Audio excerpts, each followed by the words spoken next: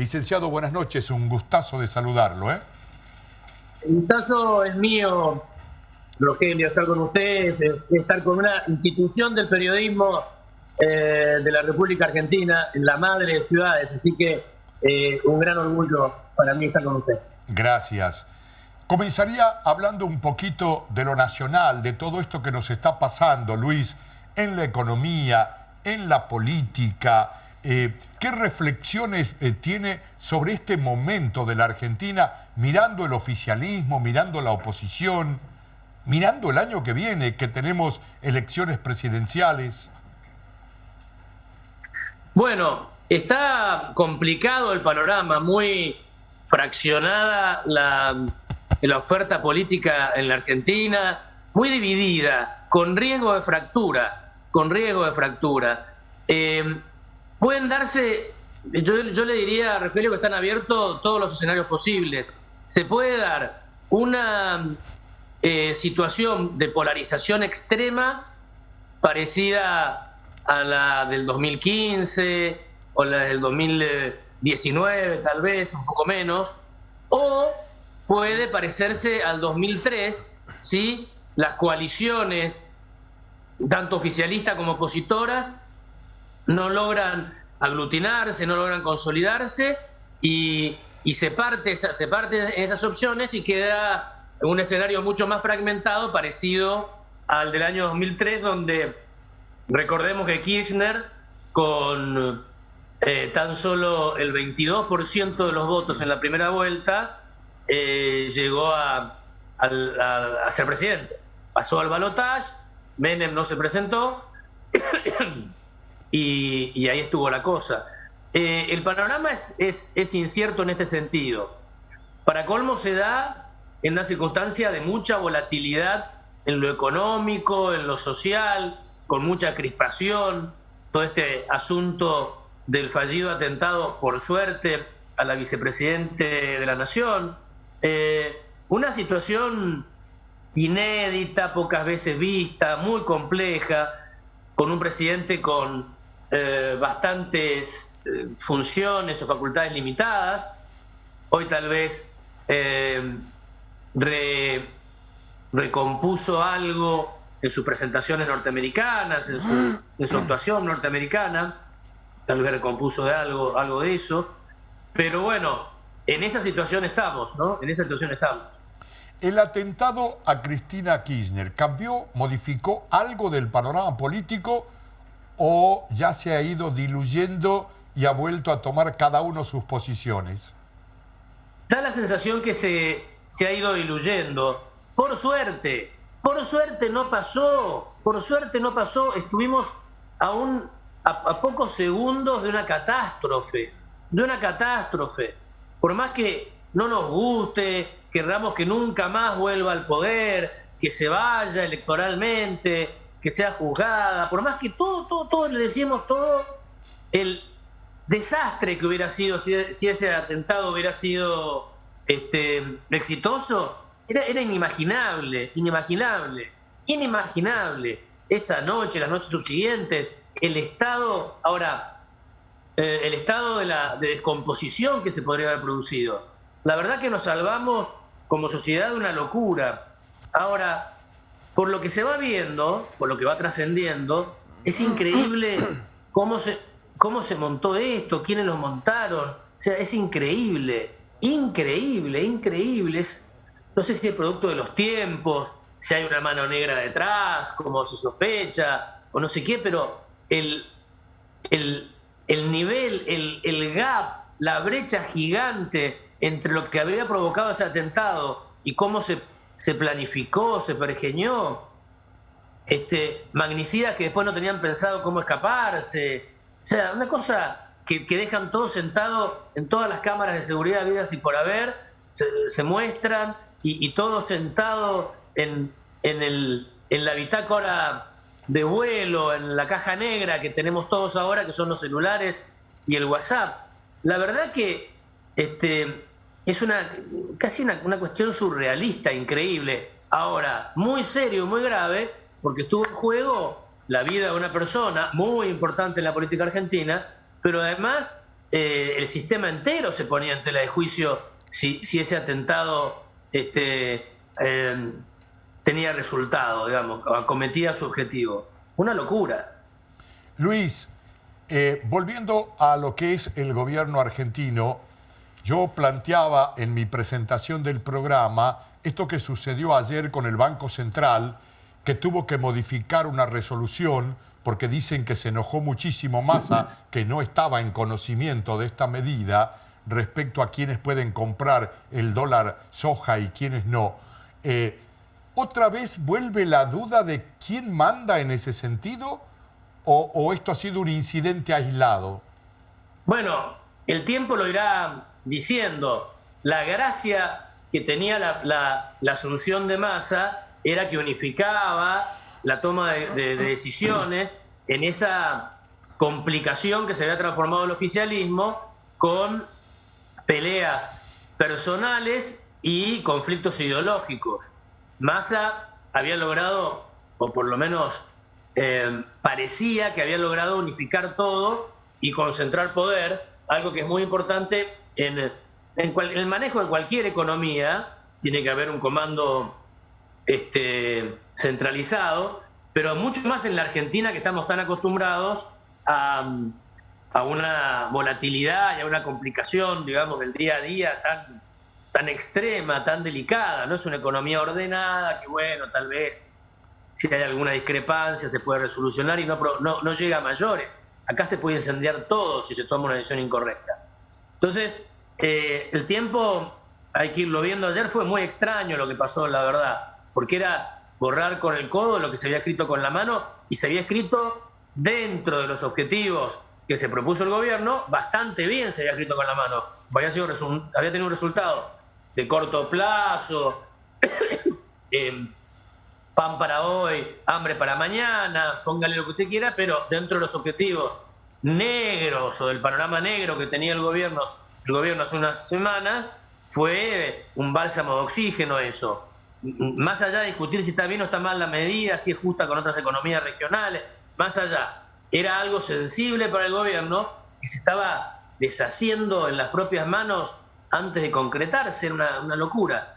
Pero bueno, la respuesta a su interrogante, perdón, tengo un poco de tos, la encontraremos con el devenir del tiempo, con los próximos días, ¿no? Luis, y para pasar a la vereda del frente, hablando siempre de política, de la oposición, ¿qué decimos?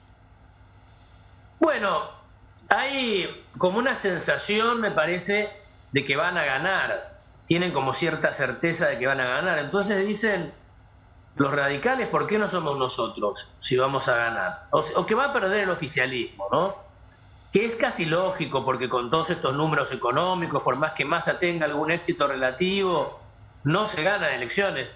Macri, con una situación mucho mejor, perdió en el 2019. Eso es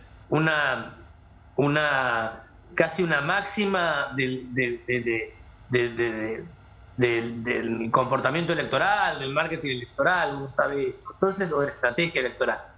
Entonces, si va a perder el oficialismo, los radicales dicen, ¿por qué no somos nosotros? ¿Por qué tenemos que estar otra vez subordinados a Macri o al macrismo o al PRO?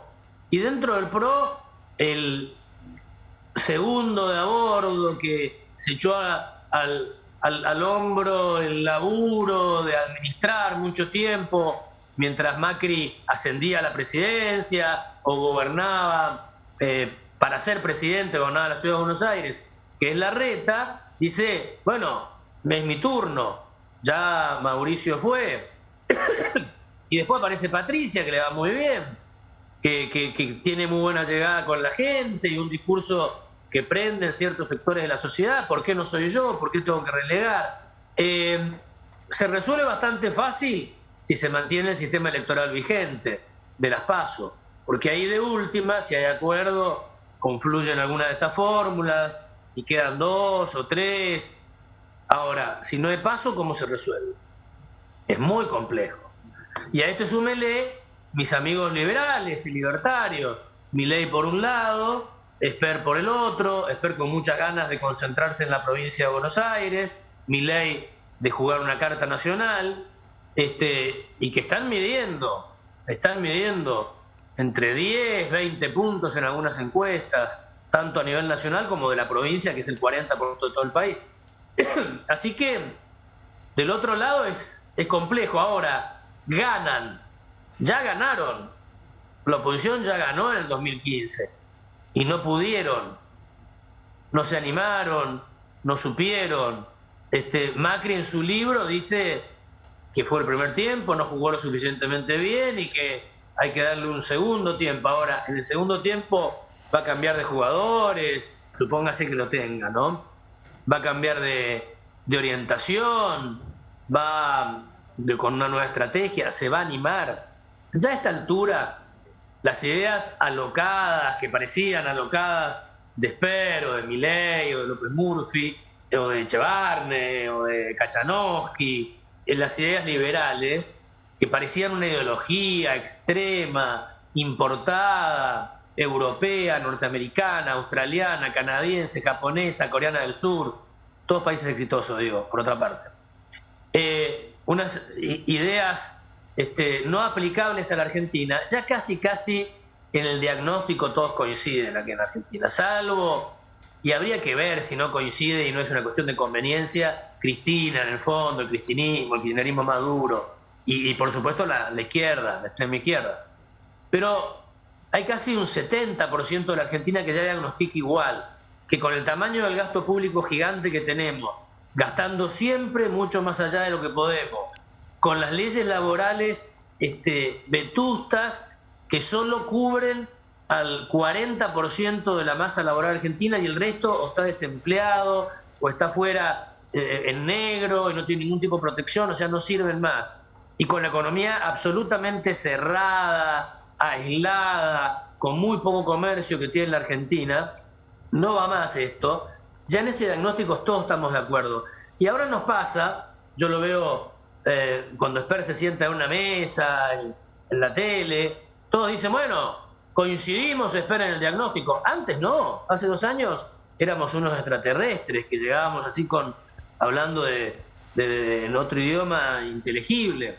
Ahora todos dicen coincidimos, Esper, en el diagnóstico. El tema es cómo se pone en práctica esto, porque va a ser doloroso. La respuesta es que mucho más doloroso es lo que estamos viviendo. Este desangrado permanente en gotas y gotas y gotas, que cada tanto son chorros de sangre, que se nos escapan, nos quedamos casi moribundos, nos ponen otra transfusión, otro poco, pero las heridas no las suturamos, no resolvemos los problemas de fondo. El plan Massa, hábil Massa, es un hábil político, un hábil comunicador. Massa, con toda la furia, va a lograr apaciguar un poco las aguas, si lo lograra, y llegar. Ahora, de transformar temas de fondo no va a poder, porque no está planteado. Entonces, los grandes problemas, estos que yo les estoy marcando y algunos otros, van a quedar otra vez un poquito anestesiados y saltarán con virulencia pronto, nuevamente. El monstruo se dormirá un poquito y cada tanto salta y da el zarpazo de vuelta. Luis, una pregunta de nuestro periodista Roberto Ayala, que maneja la parte política, y después quiero hablar un poquito de lo que está pasando con este referéndum que se ha o pretenden lanzar en algunas ciudades de Ucrania para ver si el pueblo de esa parte quiere sumarse a Rusia o no. ¿Esto ayuda a la guerra? ¿La perjudica? En un ratito te hago esa pregunta porque ahora quiero que participe también Roberto, ¿no? Licenciado, ¿cómo le va? Buenas noches, bienvenido al programa. Hola Roberto, ¿cómo le va? Muy bien. Le pregunto a usted, porque no lo tengo a nadie de Cambiemos para preguntarle, vienen 2 temas fundamentales en el Congreso para tratar. Uno, sí o sí, es el presupuesto, que de hecho lo tienen que tratar en el Congreso. Y el otro, si bien es cierto, no hay un proyecto todavía, pero se está discutiendo mucho paso sí, paso no, que deberá pasar por el Congreso también. El espacio en el cual usted se referencia está muy cerca. ¿Qué va a hacer en estas 2 cuestiones? Bueno, con Cambiemos no sé, la verdad. ¿Por qué le justifico por qué la pregunta? Porque no tiene los votos el oficialismo como para sacar las leyes que pretende o que puede llegar. Caso concreto, el presupuesto. No sé de dónde vendrá. El presupuesto ya se lo puso a estudiar Esper hoy mismo, por lo que vi, viene hace tiempo, pero ya sé que tiene las fechas y todo eso, el cronograma de cómo se va a tratar, y se ha puesto a trabajar. el estudio, la posición de Esper siempre es muy serio en eso y es el área, la materia que él más domina y en eso hay una tranquilidad total por parte de los que estamos con él de que eso lo va a tratar y muy seriamente. ¿Cómo se compatibiliza con el resto de la oposición? No lo sé porque no sé cuáles son las posiciones. Al respecto, en lo referente a las PASO, nadie de la oposición, creo, va a aceptar alguna propuesta oficialista de modificar las reglas de juego de el sistema electoral por una conveniencia electoral. Eso no se hace. Empezamos a jugar al fútbol y después en el medio del partido decimos no, bueno, pero ahora se puede tocar con la mano. No, pará, era un reglamento, las reglas de juego son otras. Es muy argentino eso, ir cambiando. Las PASO son un engendro inventada por Kirchner después de la derrota del 2009 por parte de Narváez para evitar que un millonario entrara de vuelta al ruedo político y le ganara a un político con todo el poder de fuego territorial que tenía Kirchner. Así lo hizo. Y son un engendro, casi nos sirvieron, pero ahora tienen utilidad y son las reglas de juego. Y entonces todos se fueron, y como ahora no le conviene al oficialismo, tal vez la saquen, argumentando austeridad, el kirchnerismo, austeridad. Bueno, me parece que en ese tema la oposición, es decir, Juntos por el Cambio, los liberales, no creo que estén a favor de sacar las PASO. Pueden haber algunos otros bloques un poco más intermedios, influenciables por parte del gobierno. Puede ser eso. Luis, yendo ahora sí, como te decía, al plano internacional, este referéndum que se ha lanzado hoy en algunas ciudades de Ucrania respecto a si el pueblo quiere ser parte de Rusia o no, ¿alarga o prolonga esta guerra? A ver, es una medida que ya la había anunciado la Federación Rusa y la ha utilizado ya con anterioridad en Crimea, por ejemplo. Pero pongámoslo en su contexto. En este momento hay un contraataque, una contraofensiva ucraniana muy fuerte, inesperada, que se suma a la derrota, digamos, a la falla enorme de cálculo de Putin. 3 errores de cálculo muy grandes tuvo Putin cuando decidió invadir Ucrania. Por un lado, creer que las Fuerzas Armadas ucranianas iban a entregarse muy fácilmente y para los rusos iba a ser un desfile triunfal por las ciudades ucranianas. Segundo, vinculado a esto, creer que los ucranianos los iban a recibir como los salvadores de que les permitían sacarse de encima un gobierno nazi, impopular, corrupto. Zelensky está más fuerte que nunca y los ucranianos lo quieren y lo aplauden. Se ve una elección ahora, Zelensky arrasa. Y tercero, creer que la respuesta occidental no se iba a dar en este volumen y en esta homogeneidad. Estados Unidos y Europa unidos absolutamente, todo la OTAN, absolutamente, salvo algunas muy contadas excepciones. La verdad que los 3 errores de cálculo fueron muy grandes. Tanto es así que tuvo que reprogramar, como si fuera un GPS cuando se equivoca de calle uno y recalcula toda la ruta, desestimar la invasión inicial a Kiev, el derrocamiento de Zelensky, y concentrarse en la zona sur, armando el puente, ahí tenías un mapa, entre el Donbass y Crimea, toda la zona sur de Ucrania. Que ahí está de blanco, pero ahora estaría pintado otro color. Entre Crimea, la península esa que está media ocre o naranjita, no la veo bien, y las partes amarillas que son las que controlaba Rusia, las 2 regiones estas las controlaba Rusia desde el 2014. Ocuparon una franja de tierra allí al norte del mar de Azov, al norte de Crimea, entre lo amarillo y lo ocre. Ahora, en los últimos días, Ucrania ha avanzado al norte de la parte amarilla, casi expulsando a los rusos nuevamente fuera del territorio ucraniano. Y ha comenzado a avanzar en la parte que aquí no está pintada, pero debería estarlo, entre Crimea y el Donbass. hay un contraataque muy fuerte y una sensación de inminente, yo no sé si derrota definitiva, pero sí derrota parcial de los rusos. Muy preocupante. Porque se da en un contexto que ya habían recalculado y habían reprogramado su estrategia y se estableció que no era el interés invadir toda Ucrania, sino reafirmar las zonas. Entonces, en ese contexto, ahora, con los tanques yendo a 100 kilómetros por hora, en algunas regiones, no en todas, escapando, en otras resisten los rusos y bastante y avanzan un poco. Pero en regiones importantes, abandonando, aceleran lo del plebiscito. Ahora, el plebiscito es un poquito tramposo, porque en esas regiones son de mayoría rusoparlante. Pero había población ucraniana que la mayoría fue evacuada, porque cuando los rusos invadieron, te la debo ser ucraniano viviendo en las zonas que ocuparon los rusos. No les ha ido muy bien a los ucranianos que tenían algún grado de patriotismo, no querían subordinarse tan fácilmente. Hay infinidad de casos en las zonas que se van liberando, o que va liberando el ejército ucraniano.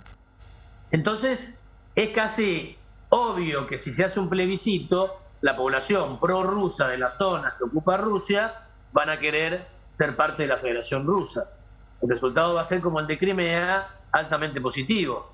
El tema es si vuelven los ucranianos que se fueron de la zona, y cerca de 6 millones de personas que se fueron de las zonas de guerra al extranjero y a otras partes de Ucrania, 12 millones, 6 al extranjero, otros 6, ahora esos 6 del extranjero han vuelto, pero no tal vez a las mismas localizaciones. Así que es toda una... A mí me parece que es una estrategia de Rusia como para encontrar una argumentación jurídica de derecho respecto de la ocupación de esos territorios, que de persistir inclinándose la guerra como va, tal vez los pierdan los rusos militarmente. Pueden argumentar, la población quiere seguir siendo rusa y ahí tienen un argumento potente. Pero bueno, veremos. Se están acelerando los procesos en forma muy rápida, y siempre está el miedo. Ayer o antes de ayer, Biden, el presidente Biden de los Estados Unidos, lo dijo muy claramente: no vaya a usar armas nucleares, Mr. Putin, en Ucrania. ¿Por qué dice Biden eso?